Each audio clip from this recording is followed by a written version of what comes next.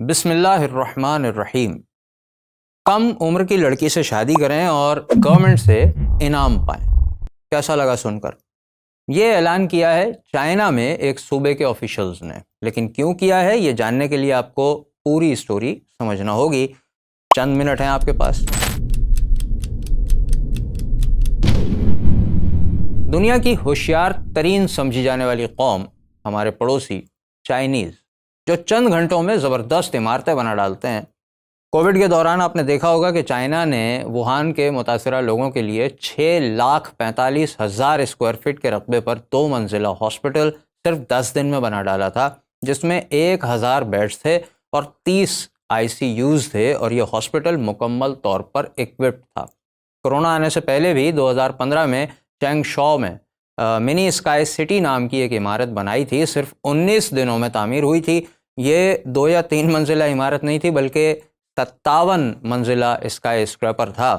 جی ہاں، 57 story building constructed in just 19 days۔ لیکن اتنی ہوشیار قوم بھی آج پریشان ہو چکی ہے، اور پریشانی کی وجہ بہت ہی انٹرسٹنگ ہے۔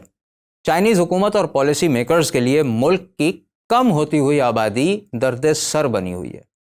کتنا اسٹرینج فیکٹ ہے کہ ایک طرف دنیا کے کانوں میں یہ انڈیلا جا رہا ہے، بالخصوص پاکستان، انڈیا اور مسلم ممالک کے کانوں میں یہ انڈیلا جا رہا ہے کہ آبادی کم کرو، پاپولیشن کنٹرول کرو، اور دوسری طرف دنیا کا موسٹ پاپولیٹڈ کنٹری سر پکڑے بیٹھا ہے کہ ہماری آبادی بہت تیزی سے کم ہو رہی ہے، اور اگر لوگوں نے بچے پیدا نہ کیے تو ملک چلانے کے لیے آگے ہمارے پاس نسل تیار نہیں ہوگی۔ بات یہ ہے کہ ہر وہ قوم جس نے وحی کا انکار کیا، اللہ رب العزت کے احکامات پر چلنے کے بجائے صرف حواس اور عقل کی بنیاد پر حاصل ہونے والے علم کو مکمل علم سمجھنے کی غلطی کی، ہر وہ قوم کچھ عرصے بعد ضرور مصیبتوں کا شکار ہوئی ہے۔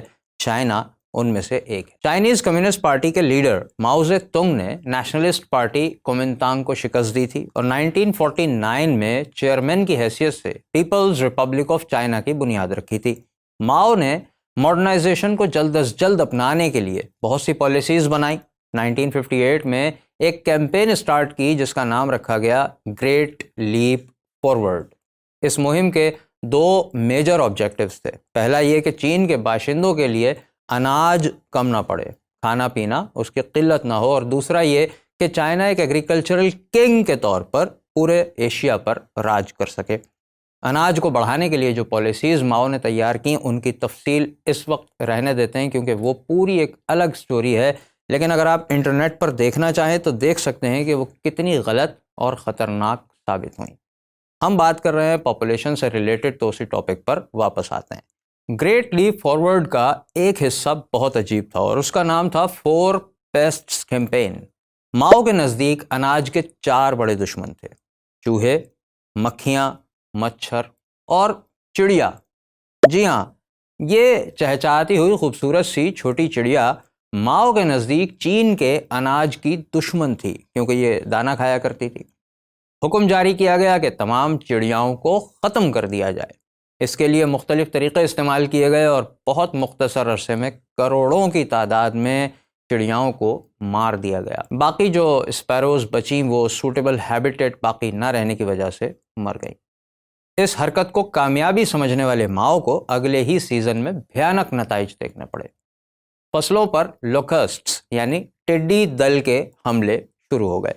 ایک ٹڈی دل میں ایوریج 10 ارب تک ٹڈیاں ہو سکتی ہیں، اور یہ جھنڈ جہاں سے گزرتا ہے اناج اور فصلوں کو دیکھتے ہی دیکھتے چٹ کر جاتا ہے۔ ٹڈیوں کے علاوہ دیگر کیڑے مکوڑوں نے بھی رہی صحیح فصلوں کا ستیہ ناش کر دیا، اور چائنا اپنی تاریخ کے بدترین قحط کا شکار ہو گیا۔ بھوک کی یہ بھیانک صورتحال 1959 سے لے کر 1961 تک جاری رہی، اور اس دوران 30 ملین، تقریباً 3 کروڑ قحط زدہ بھوک کے مارے انسان موت کا نوالا بن گئے۔ انسانی عقل کو سب کچھ سمجھنے والوں کے لیے ان واقعات میں بہت نشانیاں ہیں۔ قرآن کریم اسی لیے ہمیں پچھلی امتوں کے واقعات بھی بتاتا ہے کہ ہم اس سے سبق سیکھیں، اور موجودہ انسانی تاریخ بھی ہماری آنکھوں کے سامنے ہے۔ بہرحال کروڑوں اموات کے بعد ماؤ کو یہ سمجھ آ گیا کہ یہ چڑیا خود بہت سے کیڑے مکوڑوں اور ٹڈیوں کو کھانے والا پرندہ تھا، جس کو مار کر دراصل اس نے اناج کے پہرے داروں کو ہی ختم کر ڈالا تھا، اور یہ ایک بڑی بھیانک غلطی تھی۔ آپ کو یہ جان کر حیرت ہوگی کہ اس کے بعد چین نے رشیا سے کروڑوں کی تعداد میں یہ چڑیاں خرید کر اپنے ملک میں آزاد چھوڑیں تاکہ دوبارہ ٹڈی دل کے حملے ہوں تو اتنا نقصان نہ پہنچے۔ قحط، فیمن جو اپنی ہی غلطی کی وجہ سے آیا تھا اور چینی باشندے بھوک سے مر رہے تھے، اس وقت ایک اور بڑا فیصلہ کیا گیا۔ یہ کارنامہ ہے ماؤ کے بعد اقتدار میں آنے والے اسی چائنیز کمیونسٹ پارٹی کے لیڈر ڈینگ شیاؤپنگ کا، جس نے 1980 میں ون چائلڈ پالیسی کو قانون بنا کر لاگو کر دیا۔ اب ایک جوڑا صرف ایک ہی بچہ پیدا کر سکتا تھا اور خلاف ورزی پر سخت سزائیں بھی دی جانے لگیں۔ باپ کو قید کر دیا جاتا تھا، جو دراصل کمیونزم کا مزاج ہے۔ اس کیمپین کے لیے جو سلوگن بنایا گیا تھا وہ سنیے: لیٹ، لانگ اینڈ فیو۔ کچھ دیکھا دیکھا سنا سنا سا لگ رہا ہوگا، ہے نا؟ جی ہاں، ہم بھی دراصل اسی نقش قدم پر آنکھیں بند کر کے چل رہے ہیں۔ شادی لیٹ کرنا، کام زیادہ کرنا اور بچے کم سے کم پیدا کرنا، late, long and few.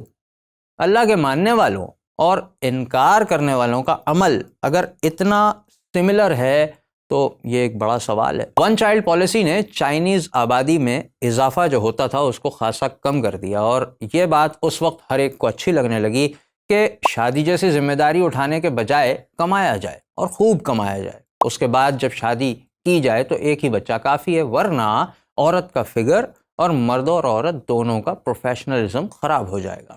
After 2 decades، 2 دہائیوں کے بعد، 20 سال کے بعد یہ معلوم ہوا کہ آگے چل کر زیادہ تر آبادی ان لوگوں کی ہونے والی ہے جو خود اپنے ماں باپ کے اکلوتے لڑکا لڑکی تھے، یعنی وہ کپلز تھے جو خود اکلوتے تھے اور اب ان کی اولاد ہو رہی ہے تو سنگل پلس سنگل۔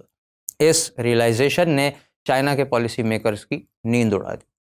آبادی کا ایک سیٹ ریشو قائم رکھنا ظاہر ہے ممکن نہیں رہا، کیونکہ یہ obvious سی بات ہے کہ آبادی میں کچھ لوگ ایسے ہوتے ہیں جو بچے پیدا کرنے کی صلاحیت ہی نہیں رکھتے، کچھ ایسے بھی ہوں گے جو ایک بھی بچہ پیدا نہیں کرنا چاہیں گے، اور باقی لوگ ایک ایک کر بھی لیں گے تو نئی نسل کی تعداد اتنی نہیں ہوگی کہ آگے چل کر چائنا جیسے بڑے ملک کی ضروریات میں کام کر پائیں۔ UN کے ڈیٹا کے مطابق ہر 1000 افراد میں مرنے والوں کی جو تعداد ہے وہ قریب 15، اور پیدا ہونے والوں کی تعداد صرف 5.5 پر آ گئی۔ چائنا کی 1.37 بلین پاپولیشن، یعنی تقریباً 1 ارب 40 کروڑ انسانوں کی جو آبادی تھی، اس میں 15 سے 65 یعنی 15 to 65 کا جو ایج گروپ ہوتا ہے یہ کم ہونے لگا، اور بوڑھوں کی تعداد اس میں بڑھنے لگی۔ اس کے علاوہ بوڑھوں کی بڑھتی ہوئی تعداد کے اخراجات حکومت کے کاندھوں پر آنا شروع ہو گئے، اور سب سے بڑی خطرناک چیز یہ ہوئی کہ پیدا ہونے والوں میں لڑکے اور لڑکی کی پیدائش کا جو نیچرل ریشو ہوتا ہے وہ بگڑنے لگا۔ سن 2015 میں بالآخر چائنا نے 1 چائلڈ پالیسی کو ختم کر دیا اور 2 چائلڈ پالیسی متعارف کروائی کہ ہر خاندان 2 بچے ضرور پیدا کرے۔ آپ سوچیں گے کہ یہ تو مزے آ گئے، لیکن چائنیز ہماری طرح نہیں سوچتے۔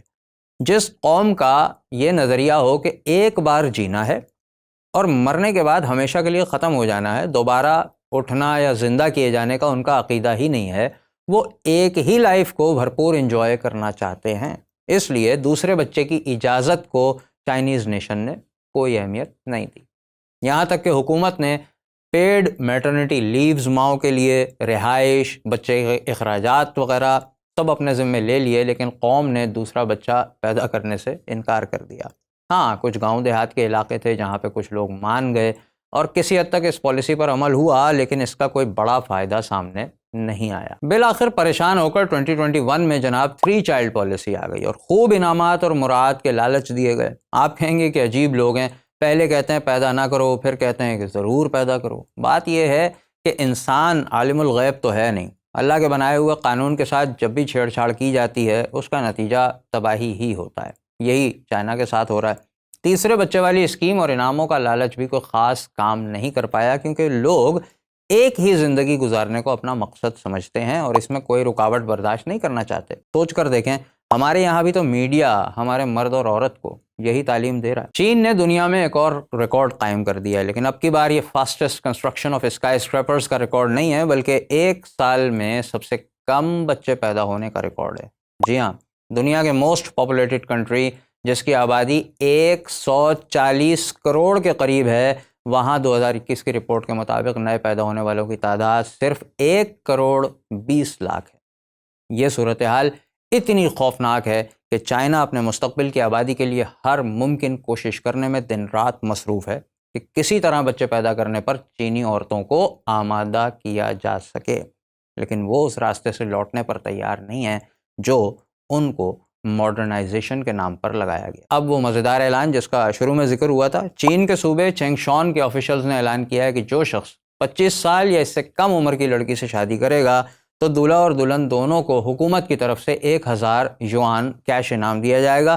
یہ انعام ان لوگوں کو ملے گا جو شادی کے بعد بچے پیدا کرنے کا وعدہ کریں گے۔ کیا نہیں کرنا پڑ رہا ہے انہیں۔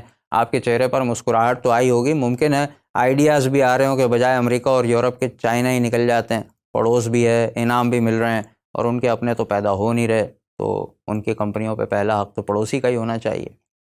جوکس اپارٹ، یہ ساری کہانی سنانے کے دو مقاصد تھے۔ ایک تو اپنی یوتھ کے ساتھ کچھ نالج شیئر کرنا تھا، لیکن اصل مقصد یہ سمجھانا ہے کہ اللہ نے ہم کو کتنے پیارے دین میں، اسلام میں پیدا فرمایا ہے۔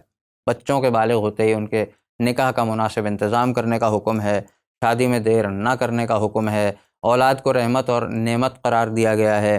خاندان اور خاندانی نظام کو مضبوط اور توانا رکھنے کے لیے، فنکشنل رکھنے کے لیے لا تعداد آیات اور حدیث موجود ہیں جن پر عمل کرنے سے قدرت کا نظام بیلنس رہتا ہے اور انسانی زندگی کو خوشحال اور پرمسرت بناتے ہیں وہ تمام اعمال اور ان کی برکات جو ہمیں حکم کے طور پر دی گئی ہیں۔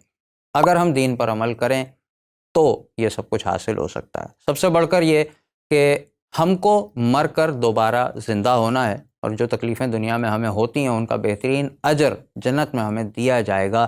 اور دوسری بات یہ کہ رزق کی کمی کے ڈر سے اولاد کو قتل نہ کرنے کا حکم ہے کہ رزق کا وعدہ اللہ نے کیا ہے، وہ خالق بھی ہے اور رازق بھی ہے، وہ رزق کا ذریعہ پیدا کر دے گا اگر ہم دین پر عمل کریں تو۔ ہم اللہ کو تو مانتے ہیں، اب سب سے زیادہ ضرورت اللہ کی ماننے کی ہے۔ اللہ کریم ہم کو ہر ذلت و رسوائی سے محفوظ رکھے اور کیپٹلزم، سوشلزم سمیت تمام غیر اسلامی نظریات کے پیچھے چھپے ہوئے خوبصورت نعروں کے شیطانی فریب کو سمجھنے کی صلاحیت عطا فرمائے۔